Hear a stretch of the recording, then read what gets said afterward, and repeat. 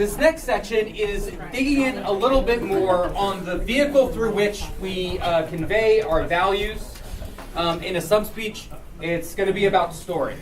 Far too often, when I sit down with a candidate and ask them, tell me a bit about yourself, tell me why you're running, I just hear their resume.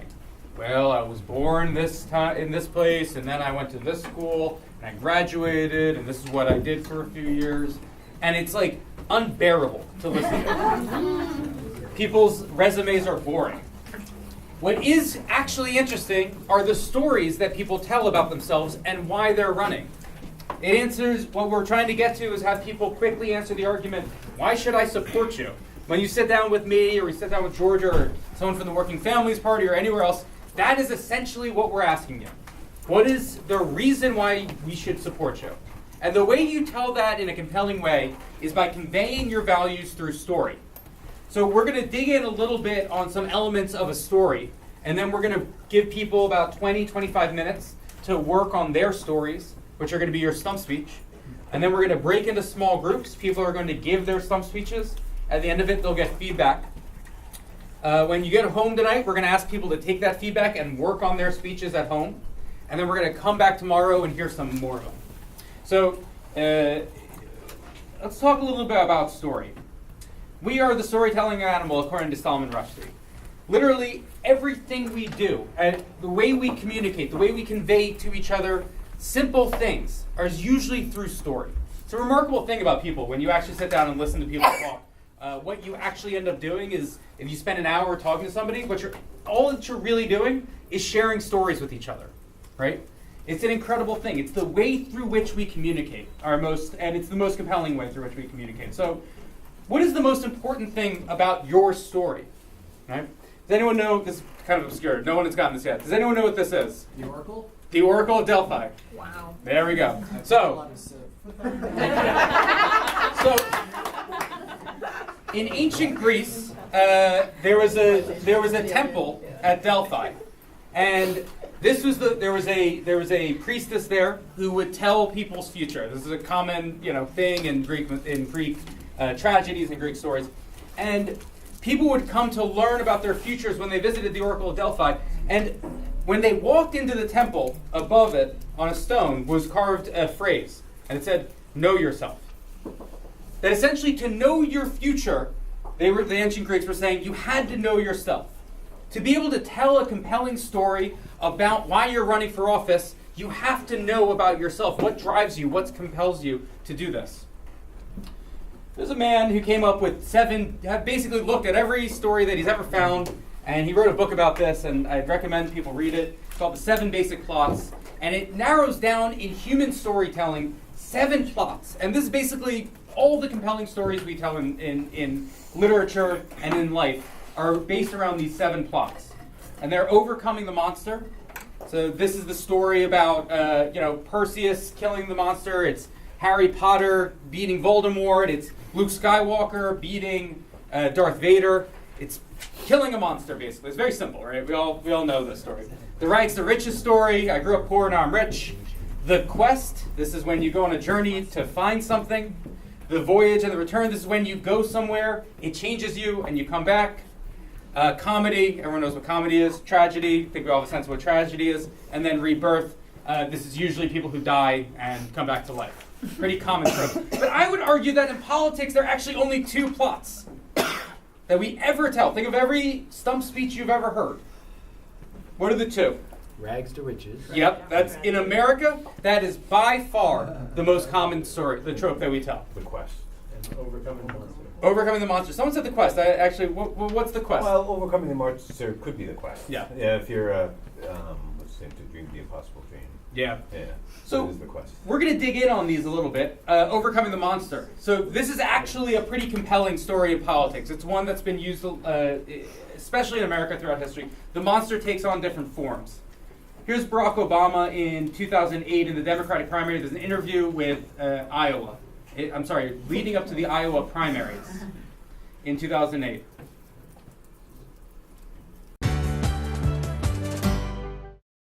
You complain about money in politics a lot, but yet during your career, you've taken money from people connected with various special interest groups. Why are you better on money issues than any of your opponents? Well, I've consistently said, David, that I'm not sinless in this process. If you're in politics, particularly national politics, you've had to raise money.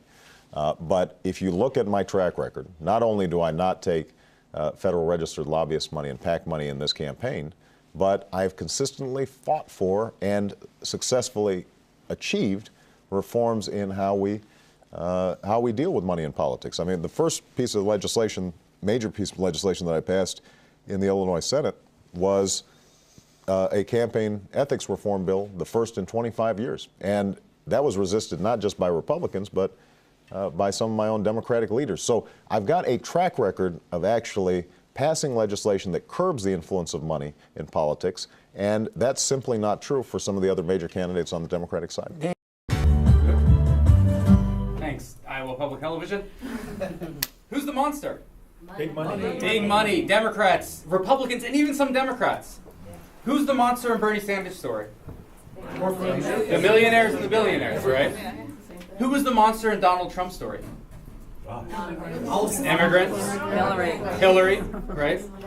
This is a common trope in American politics, and the dirtiness of politics, especially in America, has been that overcoming the monster has been a racially charged narrative for all of U.S. history. That the monster is diversity, the monster are black people, the monster are immigrants, they're Italians, they're Irish, they're Jews. And this is an American story. It's also an international story as well, but it's one we find common in America. So that's an example of politics using the monster. I think in Barack Obama's case for good, some for evil. Rags to riches. I think we all know this story, right? Here's an example of a rags to riches story from our very own Mitt Romney.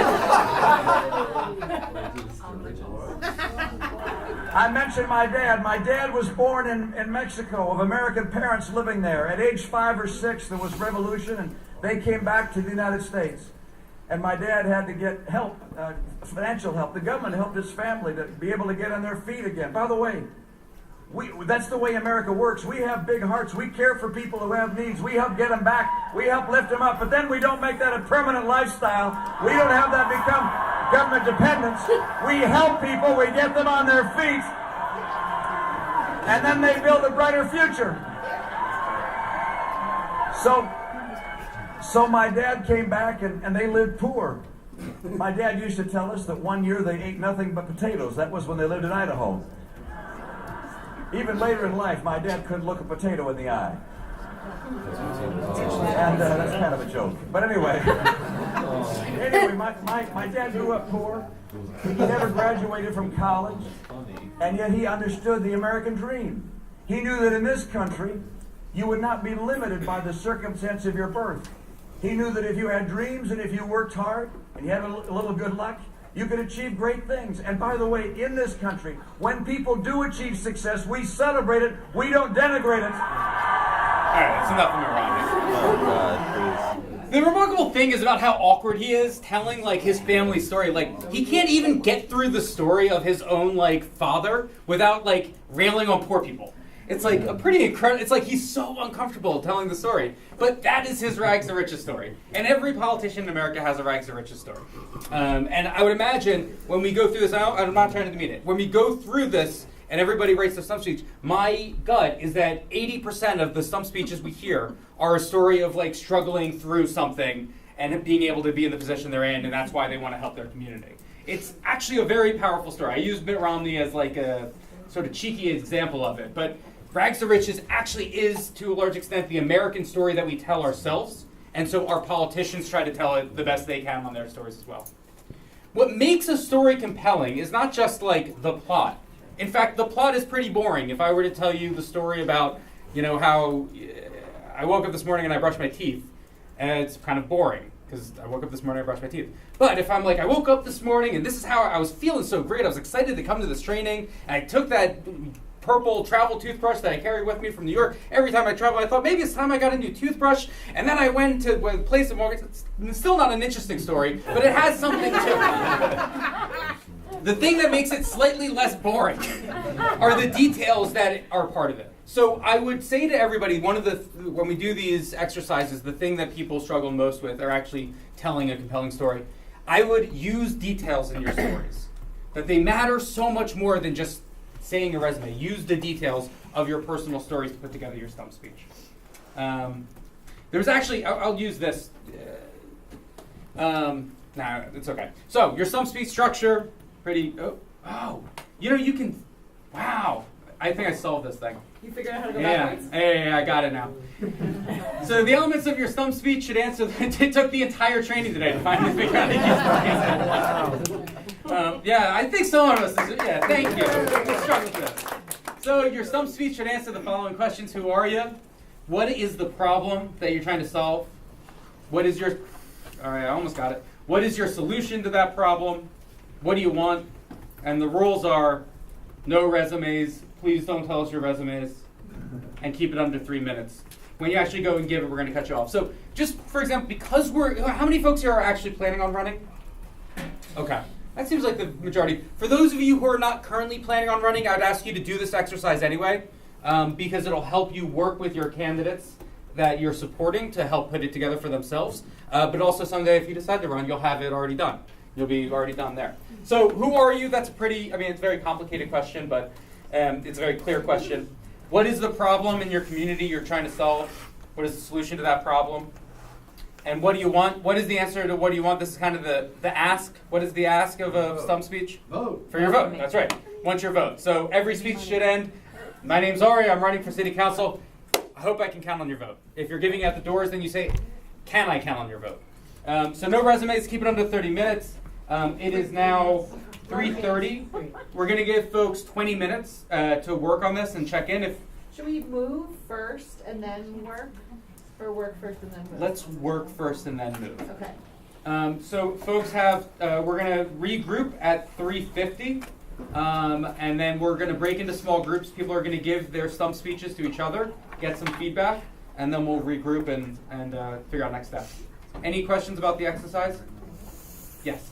So we talked a lot earlier about having values-driven speeches that didn't necessarily have solutions in place, but is this really focusing on that stump where you have to convey a solution?